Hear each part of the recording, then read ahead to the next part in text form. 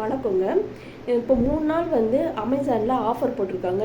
27, 28, 29 இந்த 3 நாளில் வந்து என்னென்ன இருக்குதுன்னு சொல்லணும்னா, இப்போ நீங்கள் ஒரு ஷோரூம் போகிறீங்க. இப்போ ஒரு டிவியே எடுத்துக்கோங்களேன். இப்போ நீங்கள் அந்த ஷோரூமில் ஜாஸ்தி ரேட்டாக இருக்கும். அதே இப்போ நீங்கள் அமேசானில் இந்த 3 நாள் ஆஃபரை பயன்படுத்திக்கிட்டிங்கன்னா இப்போ ரொம்ப கம்மியாக கொடுப்பாங்க. இந்த 3 நாளைக்கு மட்டும் கொடுப்பாங்க. அதனால் நான் சொல்கிறேன், நாங்கள் என்ன இந்த ஆஃபரை பயன்படுத்தி வாங்க போகிறோம்னா, நாங்களும் ஒரு லேப்டாப்பு ஒரு ஃபோனு நான் வாங்கிக்க போகிறோம். இந்த ஏன்னா ரொம்ப நாள் நாங்கள் வாங்கணும் ஐடியாலே இருந்தோம். இந்த மாதிரி ஆஃபர் எப்போயும் எதாவது கிடைக்கும் போது தான் நாங்கள் டக்குன்னு அந்த ஆஃபரை பயன்படுத்தி வாங்கிடுவோம். பல நாள் காத்துக்கிட்டே இருப்போம். அந்த மாதிரி கிடைக்கும் போது நாங்கள் வாங்கிப்போம். அந்த இதில் தான் இப்போ இந்த 3 நாளில் வாங்கணும்னு நினைக்கிறோம். அது ரொம்ப கம்மியாக போட்டிருக்காங்க. நாங்கள் பார்த்தது வந்து ஜாஸ்தி ரேட்டு இருக்கிறதுலாம் ரொம்ப கம்மியாக இருக்குது. அது இன்றைக்கி வாங்கிடலான்னு ஐடியாவில் இருக்கும், வாங்கிடுவோம். அது மட்டும் இல்லாமல் நீங்களும் வந்து இப்போ நீங்கள் ஒரு ஃபோனு பழைய ஃபோன் ஆகிடுச்சு, இதை மாற்றணும் ரொம்ப நாள் இருப்பீங்க. இந்த ஆஃபரை பயன்படுத்தி வாங்கிக்கோங்க. லேப்டாப்பு வாங்கிக்கலாம், நீங்கள் ஃபோன் வாங்கிக்கலாம், ஃப்ரிட்ஜு, டிவி எதுனாலும் கூட நீங்கள் வாங்கிக்கணும். இப்போ ஆரோ வந்து நான் சொல்கிறேன், அது நாங்கள் அமேசானில் வாங்கினோம். கம்மியாக 5000க்கு வாங்கினோம்.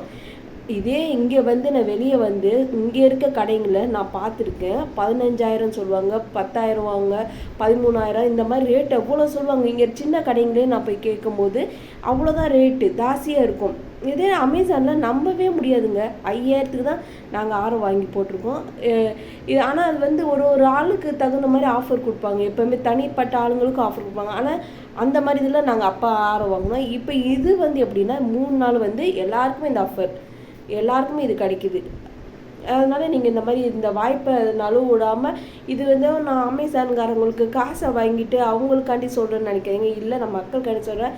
அந்த மாதிரிலாம் ஒன்று இல்லை. ஏன்னா இது நிறைய பேருக்கு பார்த்துருப்பீங்க, தெரிஞ்சிருக்கும், விளம்பரம்லாம் போட்டிருப்பாங்க. ஒரு சில பேருக்கு தெரியாமல் இருக்கணும்ல.